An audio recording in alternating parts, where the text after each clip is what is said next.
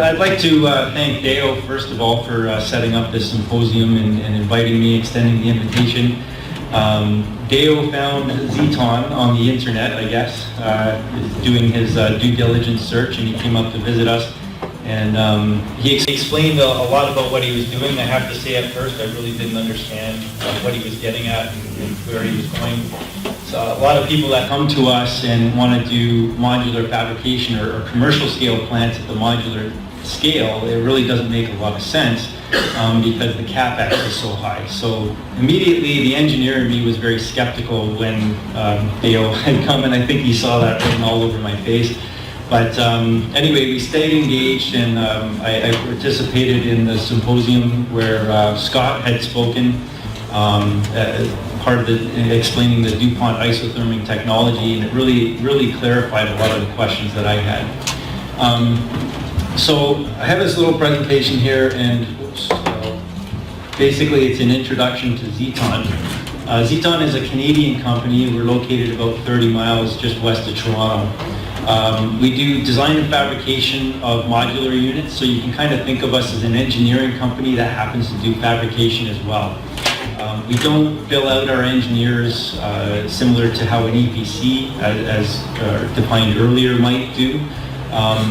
We like to keep our engineers dedicated to the fabrication of the plants that we build on site. Because we have the engineering and fabrication all under one roof, it necessitates building those plants in a modular format so that we can put them onto trucks and then transport them to site around North America. So in addition to, the head office is located in Canada. We're a Canadian company, and we also have an operation in Enschede, the Netherlands, that do exactly the same thing that we do. So the company is about 27 years old. We were formed in 1986. And over here, we have the original, we call them the original 7. So they were the 7 guys that started the company, and those guys are still with the company.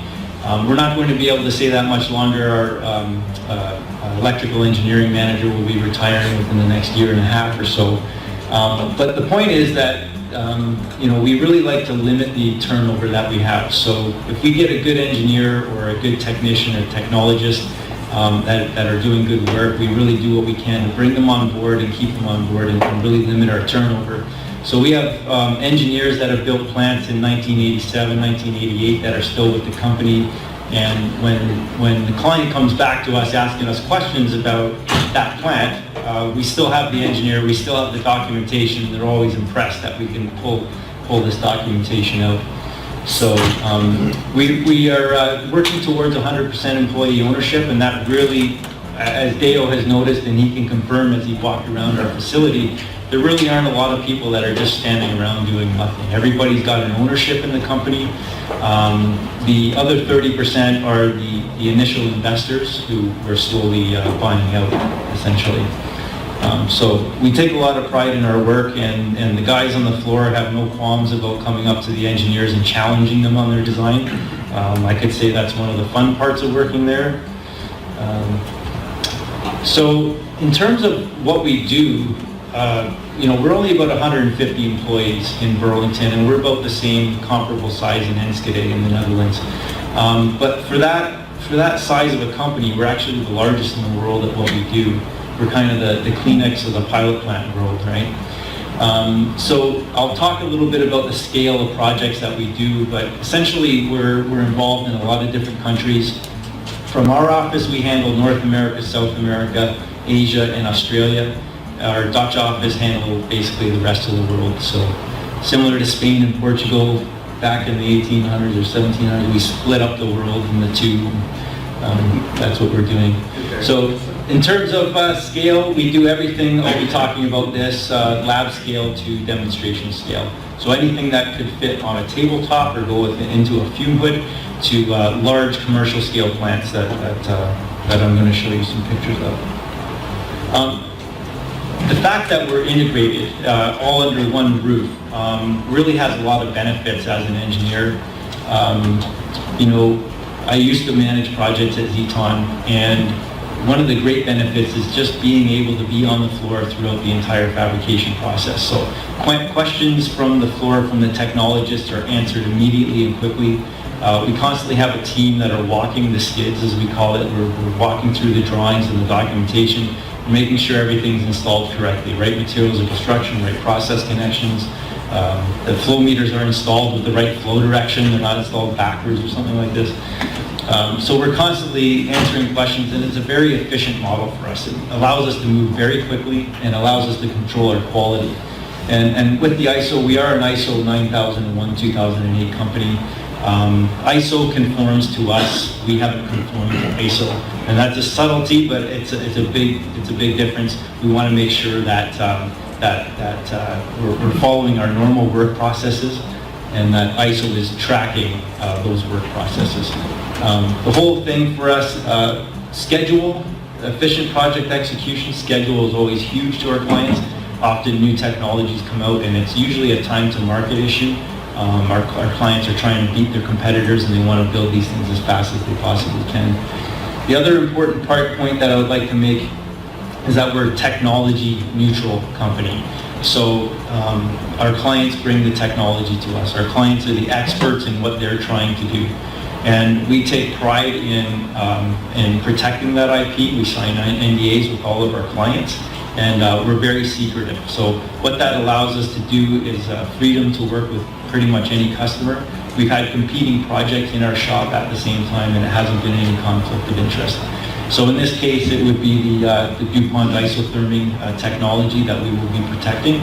And we haven't signed any NDAs or anything like that yet, but I'm sure we will. I don't think the package has been released yet, but ultimately we want to get to that point where that you can call it a basic design package, Schedule A, whatever you'd like to call it, but that basic design has to be released, and at that point we'll sign an NDA and protect the technology. In terms of our capabilities, first from the engineering side, the only thing you won't find on this list is civil and structural engineers. So I was speaking with Joe. Joe described his company as being a vertically integrated company. That's how we like to describe ourselves as well. And basically what that means is we can go from, we can take this basic design package that DuPont may provide us, and we can basically go all the way through to all the detailed engineering, the procurement, the fabrication, factory testing, have it all checked out, packed up, shipped to site, assist with commissioning, assist with reconnection, assist with commissioning. So, yeah. In terms of fabrication capability, what we're trying to do here with bringing as much capability in-house is to try and gain control over the entire process. So we don't want to be reliant on suppliers that are going to give late deliveries. I mean, we have to some extent. But we have a U stamp, and basically what that U stamp means is that we're authorized to build pressure vessels. So, you know, there would be an act that was passed in the United States government that says that there's a certain governing body that's going to set the standards for building certain vessels. In this case, in North America, it's ASME. So ASME basically says that we got to meet certain criteria. So we're certified to build these pressure vessels, and we can put a U stamp on there. We can modify these pressure vessels. It doesn't seem like much, but it allows us to gain control over the entire process. So what we used to do is go out to, say, a supplier, get a quote from them, and they might quote us, say, 10 weeks. Remember, schedule is paramount to most of our clients. You know, it might be 3 months by the time we get around to actually ordering that vessel. When we go to order that vessel, they might turn that from 10 weeks, oh, sorry, we're busy now, it's now a 16-week delivery. And the quotation they gave us is now invalid. So we were running into this situation, so we did things like this, and we continue to do things like bringing more control in-house so that we can get all the materials in fast and just execute the schedule as quickly as possible. And we do the same thing with pipe welding as well. And then the machinery and the trades, it's all about doing as much as we possibly can. We moved into our building, as I mentioned, in 2002. So that was the second expansion for Zeton. So it was the third building that we had. Since moving into that building in 2002, we expanded that building because we actually ran out of space. Turns out people really want to build a lot of pilot and demonstration plants. So we had the initial low bay, which built up to 17-foot tall modules. The original high bay, which is high bay 1, built up to 40 feet, and 48 feet in the new high bay, as we call it. There's not a lot of fabricators that do what we do, that have both the engineering and the design and the facility capability that we have here. What this allows us to do is build the entire plant. If they're vertical modules, we can actually assemble them as a complete unit. What that allows us to do is test that unit so that when those modules get to site, 98%, 99% of the bugs are worked out of it. Okay, so there shouldn't be really any surprises during commissioning. That's really important to our clients. In this case, now the company started in, sort of petroleum, oil refining, petrochemicals, and since then we've branched out into all these different industries that we serve. Lately, we've had a lot of people that are doing stuff with biomass, right? They all want to take biomass, pyrolyze it, gasify it. Once you get to syngas, pretty much anything you can imagine you can make from syngas, right? So there's a lot of research and development. I'll show you some pictures later of things that we did for Kior. So that's a big push now. But the interesting thing about, just purely from an engineering perspective about being introduced to all these different industries is that there's this cross-pollination effect that goes on where we can essentially take the non-proprietary innovations from one industry and apply it to another industry. Because what we find is similar to how Scott's experience with the engineer who's got 30 years of experience is shaking his head at the back of the room saying that's not going to work. We have engineers that essentially have been with companies for a long time and they get locked into a certain way of thinking. And what we've done, for instance, we've taken an autoclave thing that they use in mining and metallurgy and applied it to petroleum and refining and petrochemicals processing. So that's one of the neat things. We do a lot of work for a lot of large multinational corporations. All of the people on this wheel, we update this wheel every 5 years or so. We're pretty much active with all of these people. Often we get, how come Dow is at the top? Well, at 12 o'clock, and they basically, from what I understand, gave Zeton their start, right? So, and I think we've executed more projects with them probably than anybody.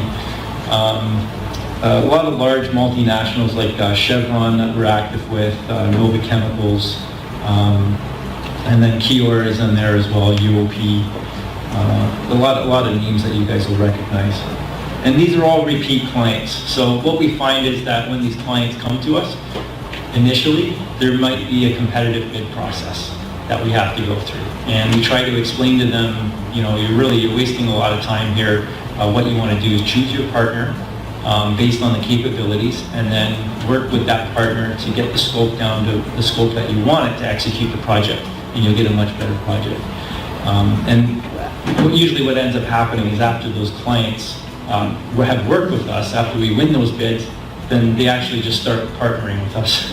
So we actually get that. So here's some of the relevant experience that we're talking about today.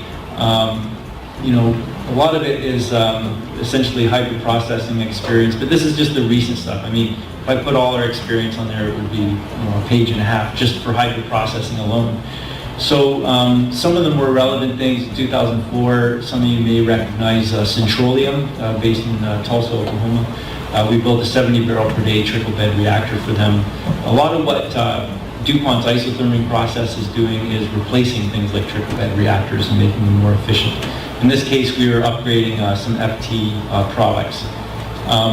In 2006, we built a plant for Rentec, based in Denver, Colorado. They've actually shut this facility down now. They've stopped that R&D just because their business direction is taken in a different direction.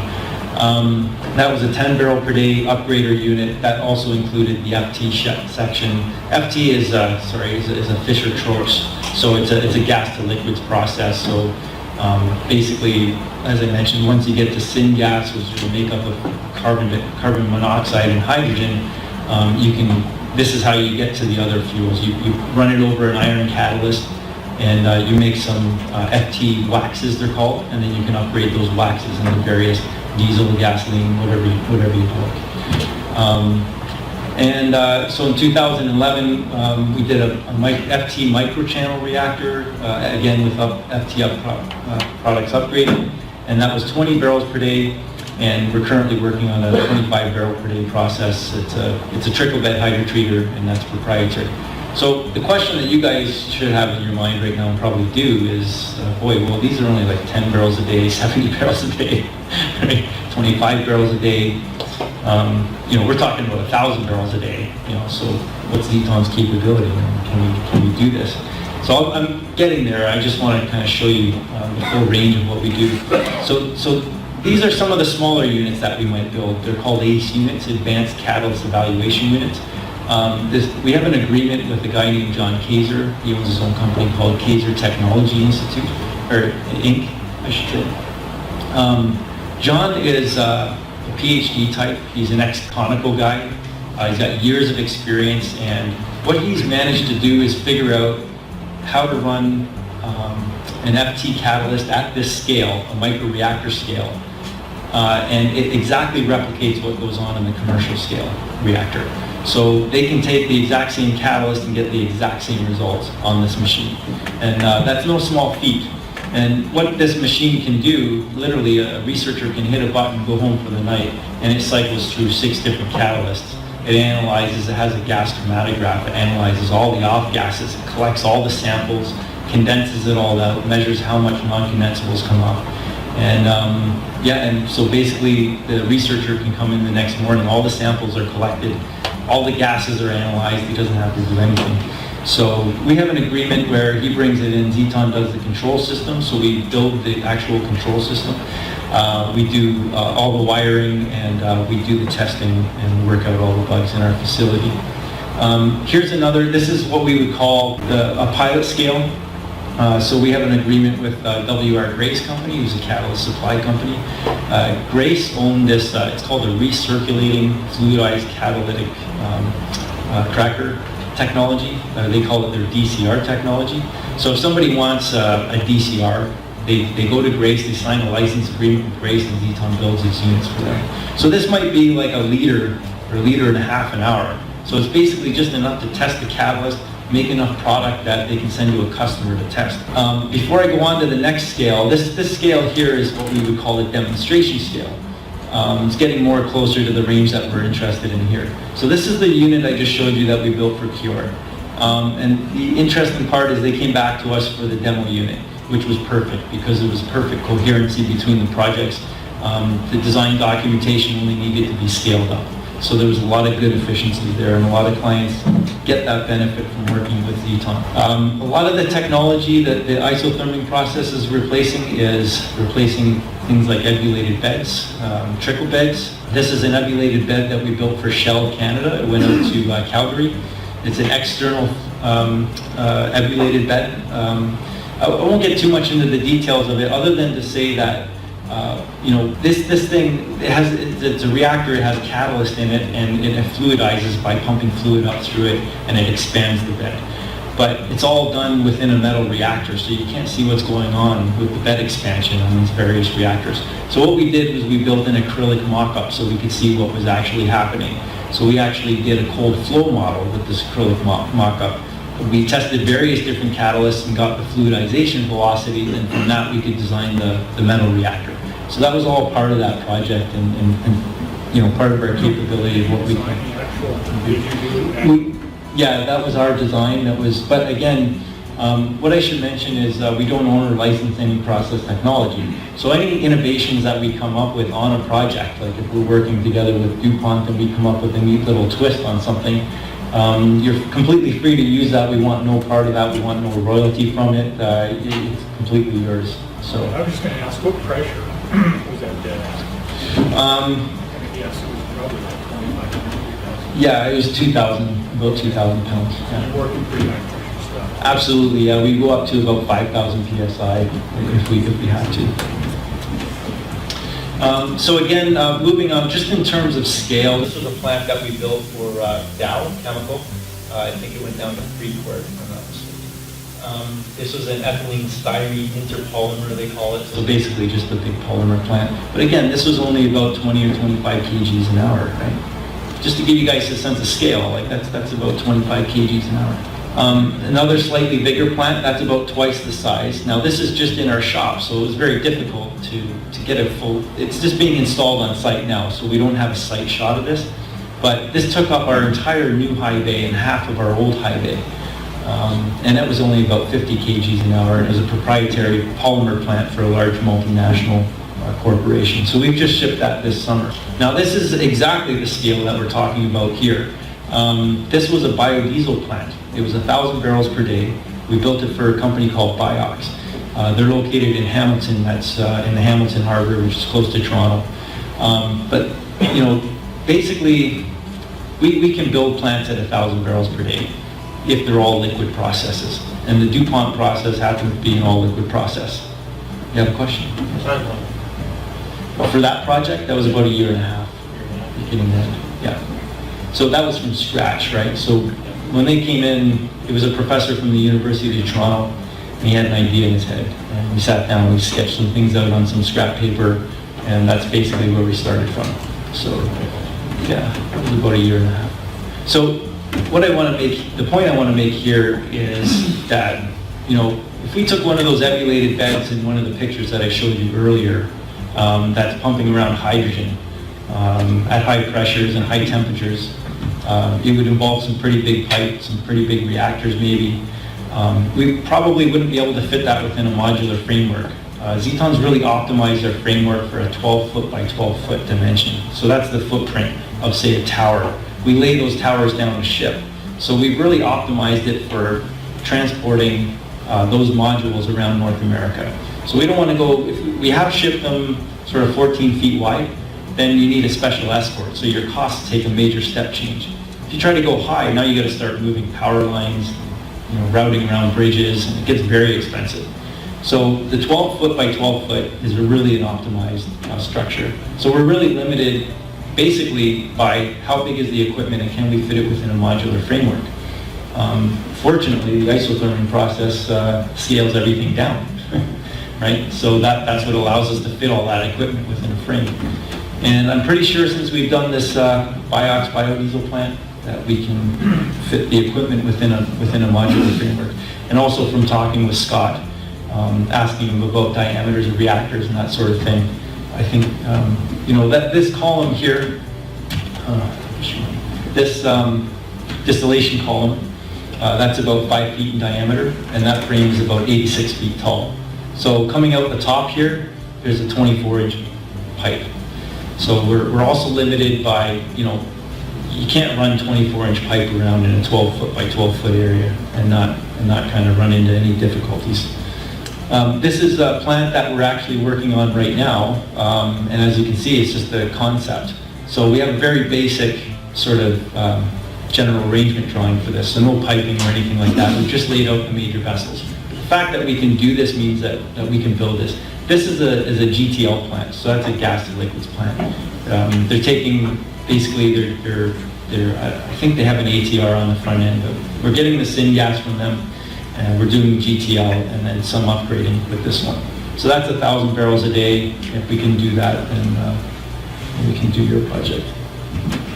So Zeton's role in all this is obviously the modular design and fabrication. We also have a unique project execution methodology. That's basically just an outgrowth of having the engineering together with fabrication. It allows us to basically do things in parallel.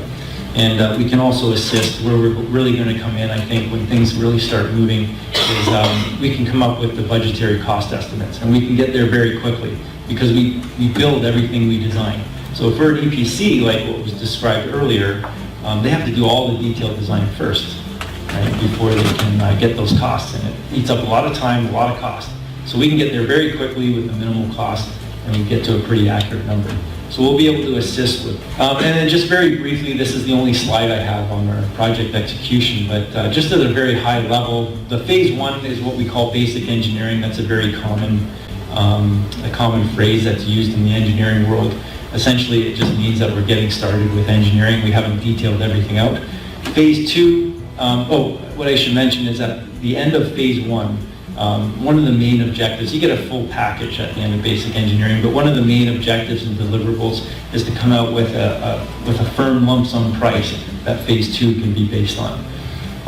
So phase 2 is essentially the detailed design, procurement, fabrication, and factory testing. And then phase 3 is getting it to site, getting it installed, and getting it commissioned.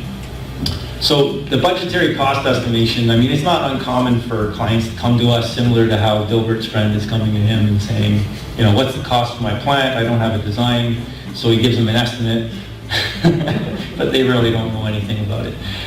So we often get clients coming to us, and we actually have this cartoon strip on a mug. And so when a client comes to us with no information and they ask us how much do we think it's going to be, we give them the mug. How does that go over? Yeah. They usually laugh. Yeah. So what we basically need is a flow sheet, right? We need that basic design package that Scott has. Right, so he actually showed a basic flow sheet up there. It didn't have all the equipment on that, so that's not quite enough, but it's going in the right direction. So the fact that we got DuPont behind this is a really good sign. I mean, somebody like DuPont, who we know knows the technology, come to us, they tell us what all the equipment pieces are. Once we get all those equipment pieces together, we can put the budgetary estimate together. We've collected a lot of metrics over 27 years of being in business. And it's allowed us to basically cut down on the amount of time it takes us to do basic engineering. So just in very general terms, this is just really rough, okay? But if this is our total engineering that's required for the project, basic engineering is about a third to a half of the total engineering that's required.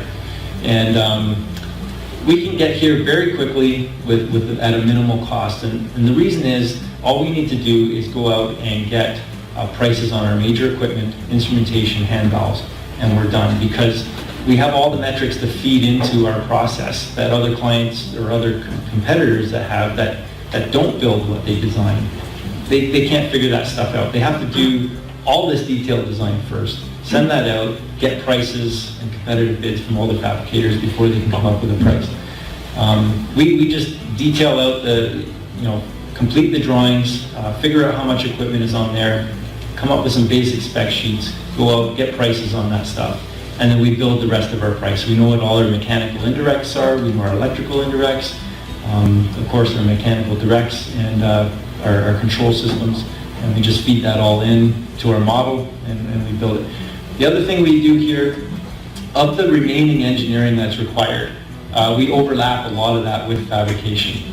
So again, we can do this because of how we're set up. If you're an engineering firm that has contracted something out, you're making a trip to the fabrication site once every 2 weeks or even every week, there's a lot of work you could miss. If there's a mistake done immediately after your visit, and that mistake continues on and you build on that mistake, right, and you go back for a site visit 2 weeks later, there's a lot of rework that has to be done. So that adds a lot of schedule risk and a lot of financial risk as well. So everything we do is on a lump sum basis, so we take on that risk of building, we basically stand behind our work, is what I'm trying to say. And this can reduce the schedule by whatever that overlap is in here. I call it just-in-time engineering. Some of the engineers don't like that around my place. But essentially what we're trying to do is stay we're about a couple of weeks ahead of the guys on the floor. So we're working with the guys all day on the floor. Guys go home at 3:30. We go back to our desk, finish off some of the design, and we just stay just ahead of them so that we can keep things moving. So we actually have frames on the floor before we're done detailed design. So we can move pretty quickly. And then this is really just the last slide here. Comparing the traditional and Zeton's approach. In the traditional approach, like I said, you really need to finish all the detailed engineering first. You got to send out a bid package to all the fabricators, and these fabricators aren't going to care if they get it wrong or the documentation isn't right. They're going to build exactly what's on that documentation. If it's wrong, it's what the document said, right? It's wrong, it's wrong. So they're going to quote. Those quotes have to come back, then there's back and forth with the clarifications. Then you get a short list, then you have another go around on the bid, then you make your selection. So that eats up a lot of time. So it really spreads out the project schedule, and it adds a lot of cost. And EPC is going to charge a lot of money to get this detailed engineering done. Their main business is to, you know, EPCs are great, I mean, for the scale that you want to deal with, but for what we do, the EPC approach basically eats up a lot of capital at the early stage before you really know how much it's going to cost. Yeah, so basically, you know, on a big project, I mean, if you're saving a quarter of the total engineering time by overlapping that with the fabrication, you know, easily 3 or 4 months. Essentially, that's it. This is just a cool picture. We basically built a plant for Dow Chemical, and it was going to Russia. And they didn't like the torturous path that it would have had to have taken to get to the site in Russia. They thought that the plant was going to get scavenged. People were going to steal things off the plant, and it wouldn't, like half the plant might make it there or something. So we filled the entire Antonov freighter plane with 6 big crates of our plant and flew it there directly. Yeah, it was pretty cool.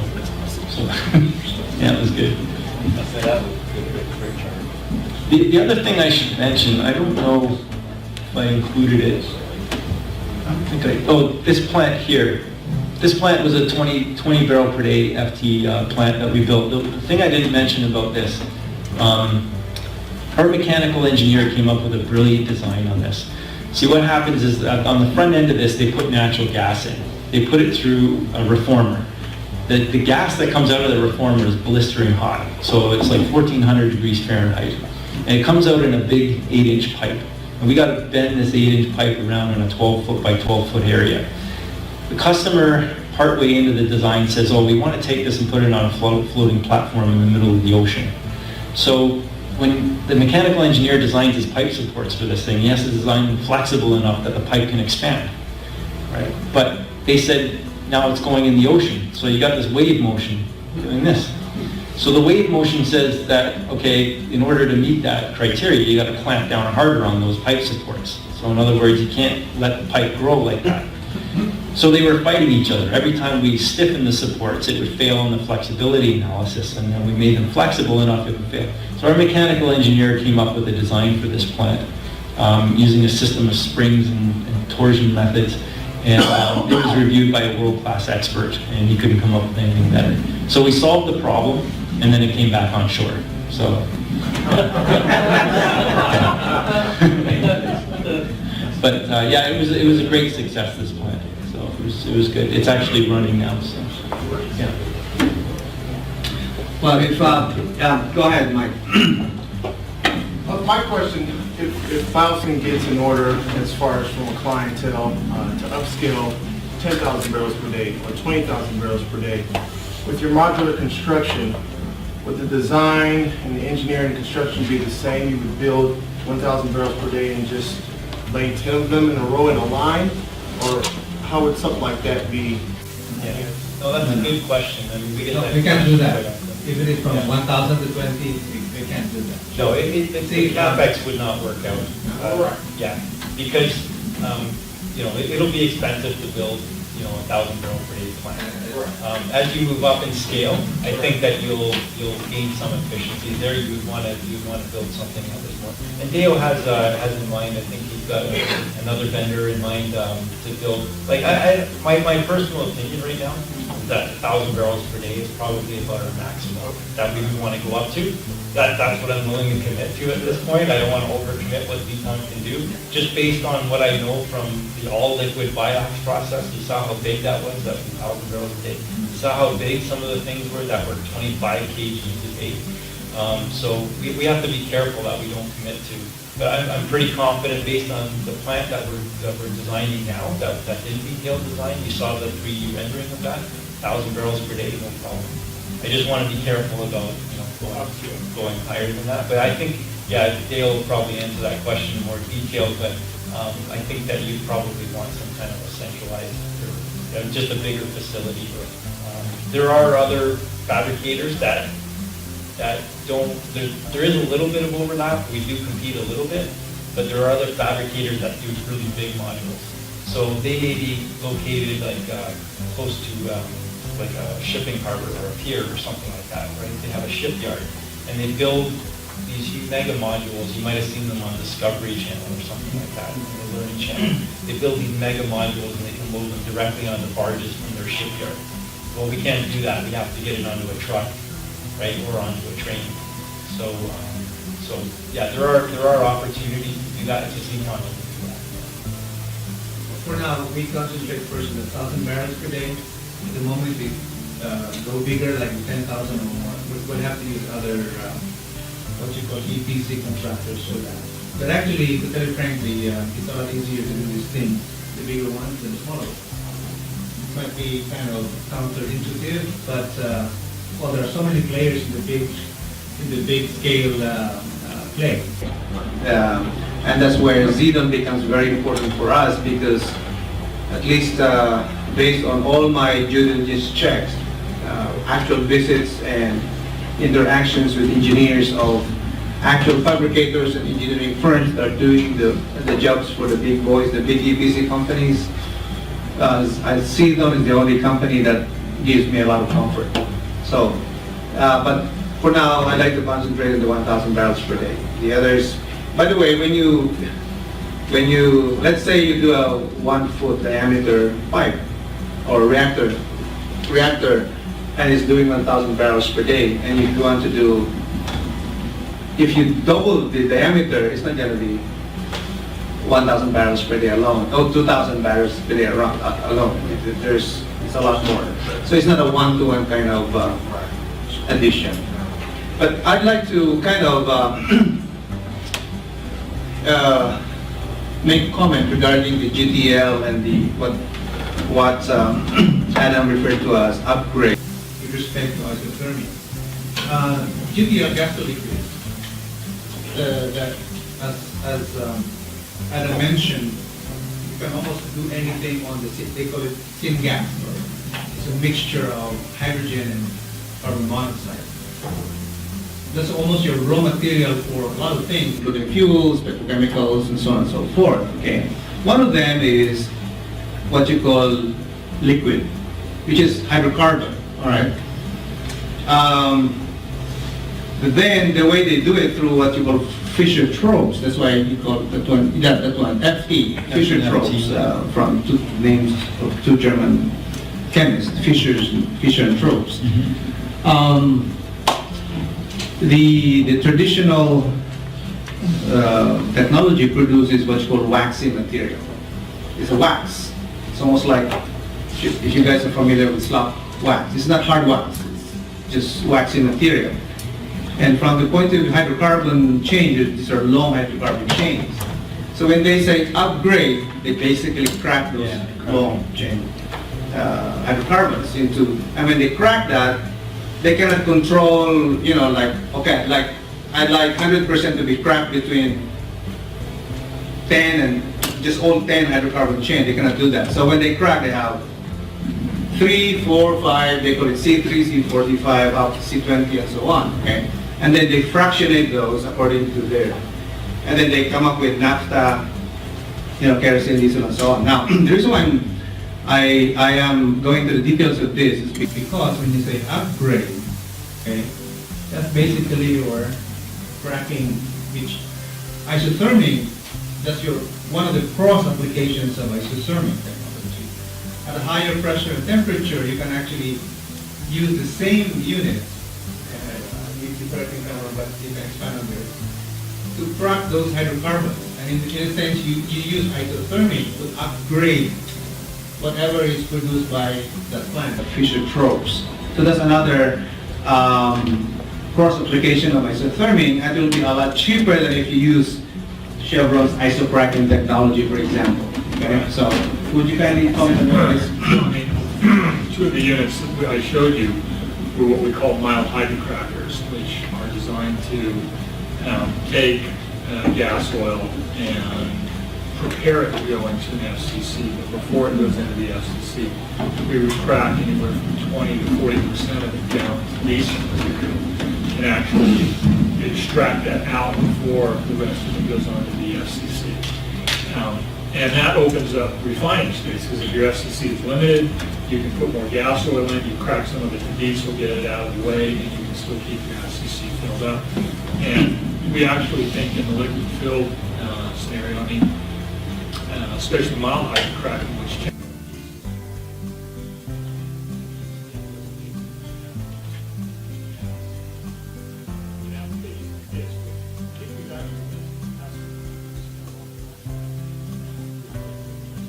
Yeah, so actually, one of our other original projects was what we call gas to liquids.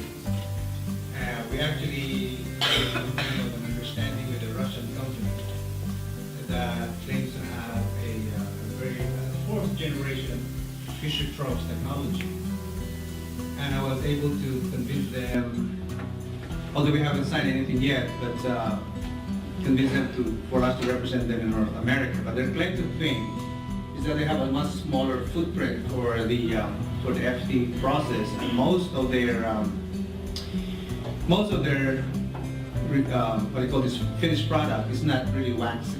It's almost like in the diesel range, so that you don't need to crack anymore. But it is expensive. Also, they do not really have the technology to produce first the syngas or synthesis gas. What they have is the main FT, just like what most likely your client is doing right now. They have the technology for the, how could I best explain it? They react the hydrogen and the carbon monoxide and almost like polymerize them, turn them into long chain hydrocarbons. Okay, that's what they do. But with this technology, it's instead of just the diesel or the kerosene or the naphtha, what they have is the wax. That's why they crack. But cracking is expensive. With their technology, with DuPont's technology, we can actually go into this and using a much cheaper technology for the FT, for the Fischer-Tropsch, and use a much cheaper, faster, safer technology to crack or upgrade that waxy material into naphtha and then gasoline, kerosene or jet fuel and then diesel. And then we actually found at least two companies that can produce a steam methane reforming that produces syngas from natural gas with about 20% the footprint of a normal syngas production unit. Because what most people don't realize is that when you talk about FT process, and everybody is excited about that because you turn natural gas into diesel, that about 60 to 70% of the cost of construction and footprint of the plant is in the production of the synthesis gas. We found two companies, one in England and one in the United States, that can reduce the footprint down to 20%. And so if we have the FT fixed, and then we have a cheap, or not cheap, but inexpensive, inexpensive technology, safer and easier, then we have the complete picture. But we decided to kind of put that aside for a while. In fact, Invensys promised us a simulation software for that so that we can work with them for free. But we're going to be putting that aside for now. After I found out that there were some very strong lobby to export natural gas. So I figured that even if natural gas right now is very low, the moment you release a lot of license to export, that will go up. And prices of natural gas in Asia are about $15-17 per million BTU, as opposed to roughly about 3 right now, 3 to 3.5 in the United States. That will go up. So that is still in our plans, except that we're now focusing on the conversion of light crude oil into high performance diesel using all these technologies. But I just want you to be appreciative of what Adam is kind of showing that to you. I mean, I have really more. I didn't see the other one. That one. No. Biodiesel Plant. Not the diesel. Also the FT, the 1,000 barrels or 100. No, 1,000 barrels. Let's do that one. Although it's only in the is that what you call the design stage? they will accumulate a lot of experience that we could build on later on. When I say we, you see, one of the things that I like about Zeton is that they're not just an engineering firm that will do the detailed engineering. They also build or construct or fabricate the equipment. So what happens is that right away, because of their experience, they can tell you whether something will most likely fail or work or not work. Am I correct? So that saves a lot of money and time and headaches, okay? And being a Canadian firm actually didn't charge very much. I mean, you know. So, yeah, so.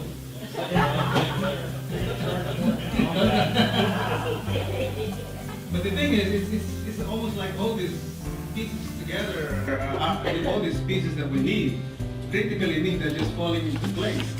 Okay, and I'm sure you will appreciate more what they're doing now after listening to Oh, no, I this kind of stuff, in fact, I was going to ask you, have you done any sort of hydrogen plants, I mean, besides, anything besides steam, methane? Have you ever done anything like electrolytic hydrogen? No, because there are people who, they do like electrolysis and that sort of thing.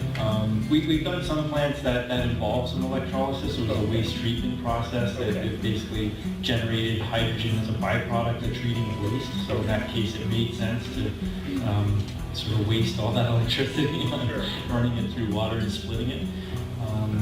We're comfortable handling hydrogen, but yeah, I mean, we've had some reformers that have been part of our, like sorry, not that one, but on the compact GTL one, the previous plant that I had up there, I went to Petrobras that had an ATR, an autothermal reformer on that. Okay. So, yeah. Something like that, because I mean, that's one of the questions I have is, where do you get where you're getting your We understand the issues. Yeah. Yeah. Sorry, yeah.